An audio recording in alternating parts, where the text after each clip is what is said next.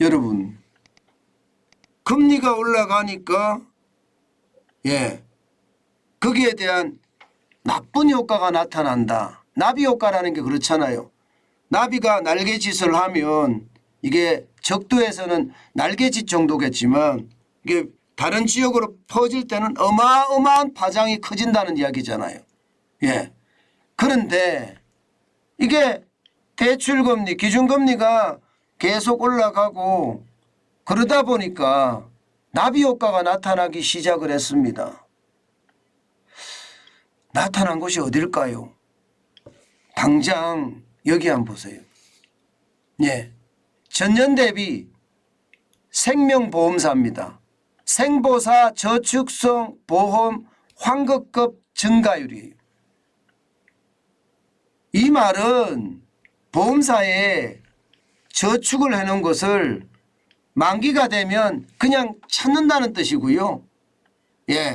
만기가 안 됐다고 하더라도 해지한다는 뜻이에요.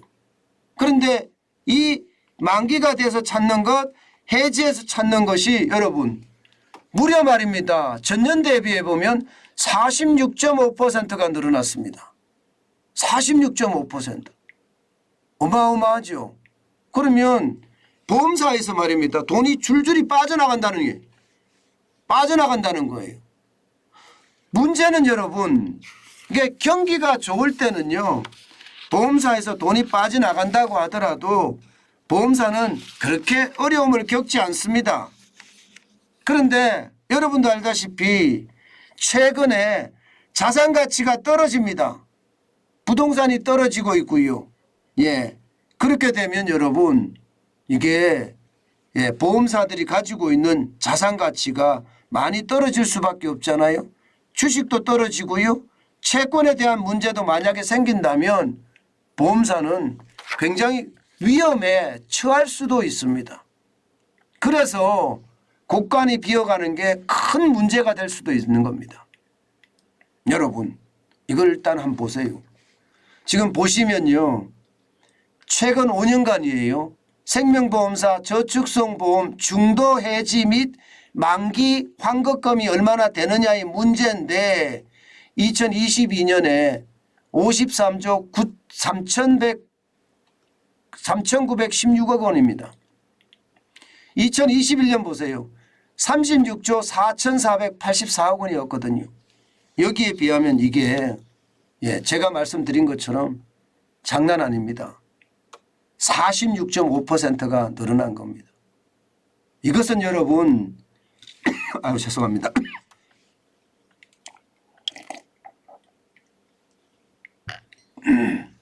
죄송합니다. 이것은 여러분 충격적이라고 이야기할 수가 있습니다. 더 충격적인 것은요. 2022년에 유독 늘어났다는 사실입니다. 2018년에는 30조 3,501억 원이었거든요. 그러던 것이 2019년에 32조, 2020년에 34조, 35조 정도 되네요. 2021년에는 36조 이렇게 늘어났습니다. 그런데 2022년은 급격하게 늘어났죠. 이렇게 급격하게 돈이 빠져나가잖아요. 그러면 보험사들이 쉽게 버틸 수 있을까요? 그중에서도 말입니다. 만기 환급금이 이게 여러분 가져가는 것 있을 수 있는 일이라고 생각을 합니다. 그렇다고 하더라도 만기 환급금이 다시 저축성 보험으로 다시 가입하는 경우가 굉장히 많거든요. 그런데 2022년 들어서서는 이게 그렇지가 않아요. 작년에는 2021년에는요. 8조 7,557억 원이었던 것이 2022년에는 14조입니다. 14조 2,186억 원을 그냥 회수해서 가는 거예요. 회수해서. 중도금도 마찬가지입니다. 중도금 해지하는 것도 2021년에 27조 6,927억 원이었잖아요. 그런데 2022년에는 39조 1,730억 원입니다. 중도 해지해서 돈을 가져간다는 거예요. 그럼 이 돈을 가지고 어디로 갈까요? 이게 이제 제일 중요하잖아요. 이게 어디로 가나 하면요. 2022년의 경우에는요. 1금융권도 예금금리가 높았습니다. 2금융권도 예금금리가 높았습니다.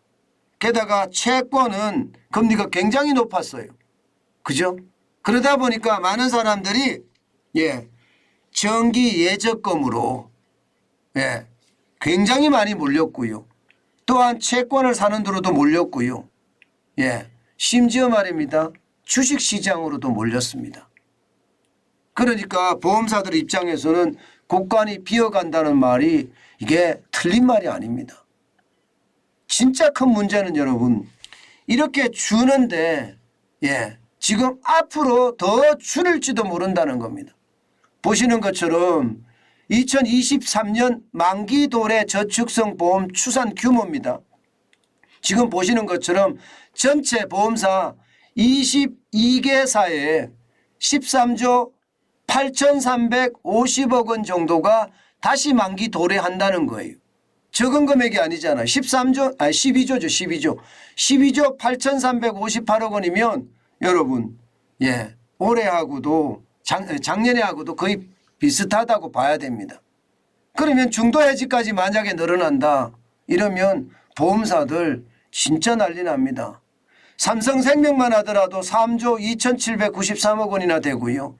농업생명은 1조 9,812억 원, 하나생명은 1조 9,392억 원이요.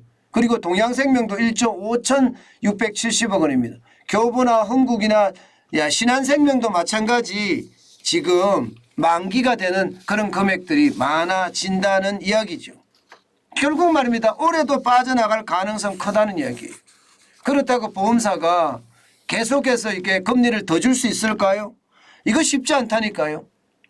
지금 보험사가 가지고 있는 자산들 한번 보시자고요. 자산들 중에 채권은 어떻게 되고 있습니까? 국채 많이 가지고 있잖아요. 금융채 많이 갖고 있잖아요. 회사채도 가지고 있습니다. 채권을 많이 가지고 있습니다. 보험사들이. 그런데 채권의 상황이 지금 녹록지 않지요?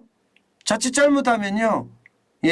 뭐 국채는 뭐 그렇다고 치더라도 금융채도 저는 위기가 있을 수 있다고 생각을 합니다. 특수채라고 이야기하는 거예요. 회사채는 위기가 굉장히 상존하고 있고요. 여기에다가 말입니다.